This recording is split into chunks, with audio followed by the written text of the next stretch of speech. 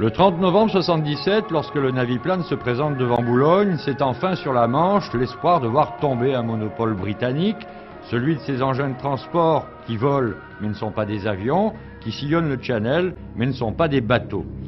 Les aéroglisseurs de la British Overcraft Corporation, les SRN4, sont très nettement surclassés par l'engin tricolore, en vitesse comme en capacité. Pour en arriver là, il a fallu à la technologie française du coussin d'air surmonter un terrible coup dur après avoir acquis une solide expérience.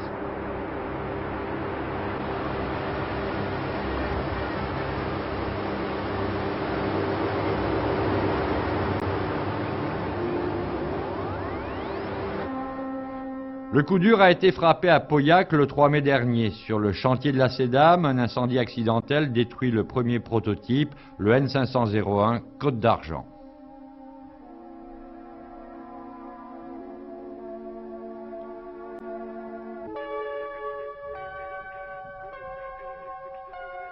L'expérience, le savoir-faire, les techniciens français en présentaient déjà un certain capital en janvier 68. Sur les quais de l'Adour à Bayonne où il a été construit, c'est alors la présentation officielle du premier N300. L'Aquitaine n'a pas encore la télévision en couleur et déjà cet aéroglisseur propose 100 km/h sur l'eau pour 90 passagers.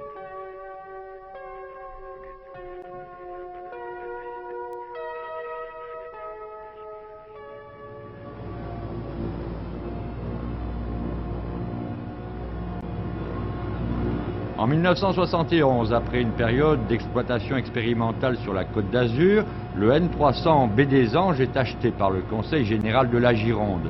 560 millions de centimes de l'époque pour assurer le passage d'eau entre Blaye et la Marque.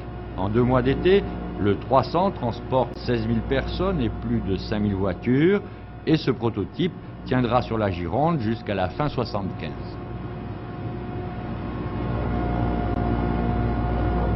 Mais en achetant cet appareil, le département de la Gironde avait déjà obtenu un résultat essentiel, la promesse que la SEDAM implanterait une usine en Médoc.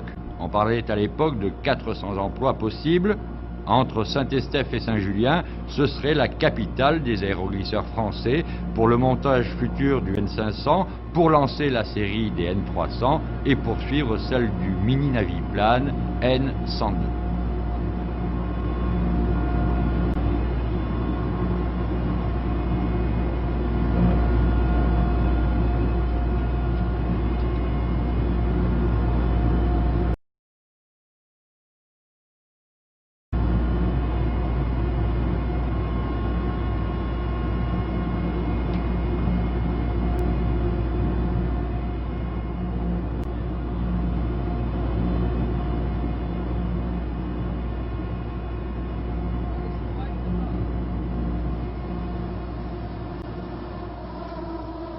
Après avoir sorti 2 prototypes du Naviplane 300 et dans des conditions financières toujours difficiles, la Société d'études et de développement des aéroglisseurs marins applique, fin 69, le procédé Bertin du coussin d'air sur le N102. Il doit être, selon la formule de l'époque, le taxi des côtes et des rivières. 4 tonnes, 12 passagers, 100 km/h, le 102 sera vendu au Languedoc-Roussillon, à la Marine nationale, au groupe Fiat et jusqu'en Arabie saoudite. L'engin sert également de banc d'essai à la SEDAM et ses pilotes l'utilisent pour leur entraînement. Mais ce mini-appareil n'est qu'une étape dans l'évolution de cette technologie de pointe. Le monde s'intéresse de plus en plus aux gros porteurs. Après les 30 tonnes du N300, la SEDAM prépare un engin de plus de 200 tonnes. En 1970, ses dirigeants estiment le marché potentiel d'un tel aéroglisseur à une centaine d'exemplaires dans les 10 ans. Toujours à la recherche de capitaux et d'aide de l'État, les maîtres français du coussin d'air poursuivent l'étude du N500. Il faudra surmonter plusieurs crises financières et réorganiser la société pour qu'enfin l'étude se concrétise tout d'abord par un modèle réduit.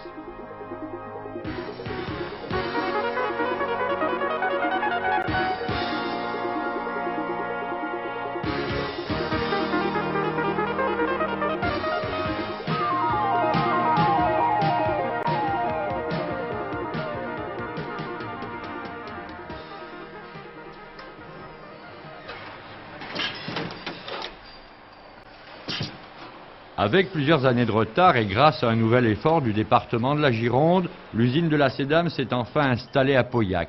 Et c'est là que débarque au printemps 1976 la structure résistante, l'épine dorsale du Concorde aquitain.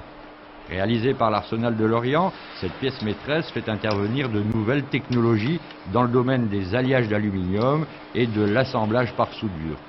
Pour toutes les pièces du N500, la résistance à la fatigue et à la corrosion marine, ainsi que la légèreté, ont été les principaux critères de choix. Pour un engin devant être à la fois un prototype et un matériel d'exploitation, il fallait, dès ce stade, réaliser un progrès important dans le sens de l'économie et de la simplicité de maintenance. L'énorme appareil a été conçu pour dépasser les 20 000 heures de service, ce qui donne une vie active de près de 15 ans.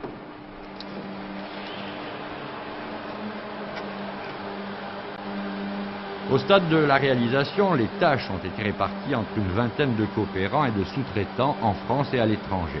Et cela allait imposer aux ingénieurs, techniciens et ouvriers de Pauillac, outre leur savoir-faire, des facultés d'adaptation remarquables. Dans cette aventure, le capital humain allait tenir un rôle exceptionnel. Et dans un climat économique et social difficile, l'équipe affronte la nouveauté à chaque stade du montage et de la finition. Nouveauté par exemple dans la réalisation à 2 ponts. C'est la première en matière d'aéroglisseur. Pour réduire à la fois le poids et le prix de la structure, le N500 a été conçu à 2 niveaux. Le supérieur pour les passagers, l'inférieur pour les véhicules. L'ensemble est ainsi plus compact, donc moins fragile et moins cher. Pourtant, malgré la masse apparente, tout est sophistiqué, en particulier au niveau de la cabine de pilotage digne d'un avion ultramoderne. Il en va de même dans la conception des groupes motopropulseurs et dans leur système de commande. Autant d'éléments qui n'apparaissent pas aux yeux du public, quand enfin le premier prototype, le 01 Côte d'Argent, quitte pour la première fois le secret de son hangar. 50 mètres de long, 17 de haut, c'est alors le gigantisme qui frappe les spectateurs, la date 15 décembre 1976.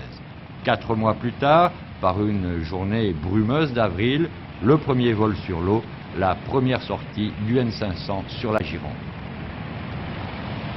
Pendant 2 heures, le naviplane évolue sur la Gironde avec un premier essai de vitesse stabilisé à 40 nœuds. Ce jour-là, le gigantisme frappe encore, mais pour le profane, la maniabilité de l'appareil devient une évidence. Évidente aussi l'énorme progrès réalisé dans le domaine de l'environnement. Le N500 est bien moins bruyant que ses frères aînés. Pour toute l'équipe de Pauillac, pour ceux qui ont soutenu ces efforts, c'est le grand moment et une nouvelle poussée d'optimisme. Pourtant, la belle machine n'a plus que 13 jours à vivre. L'ampoule d'une baladeuse éclatant près d'un bidon de solvant sous l'appareil lors de travaux d'aménagement au sol, ce sera le 3 mai 1977. En quelques instants, la destruction du prototype, une perte brutale d'environ 90 millions et un énorme retard imposé au programme. La masse de renseignements attendue avec les essais du N500-01 ne pourra être reportée sur le deuxième prototype. Surmonter la consternation, mettre au point avec le même courage le deuxième appareil, cela encore, les techniciens de Pauillac vont le réussir. Avant la fin du mois de juillet, le naviplane ingénieur Bertin monte sur son coussin d'air et, dès le 11 août suivant, il va effectuer sa première sortie sur la Gironde avec tous les spécialistes des essais en vol.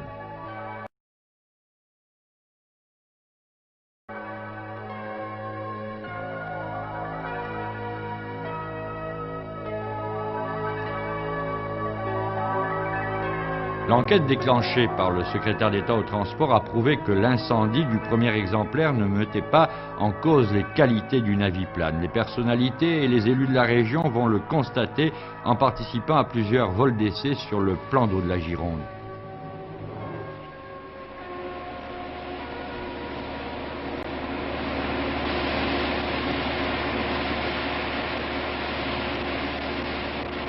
Aux yeux des Aquitains, la réussite se confirme. Mais comme pour l'avion supersonique, la technologie de pointe fait peur. Avec ce naviplane, elle inquiète aussi les Britanniques, solidement implantés sur la Manche avec leurs overcraft. Et quand, fin novembre, le N500-02 quitte Pauillac et l'Aquitaine. Au petit matin, il est le seul exemplaire commandé.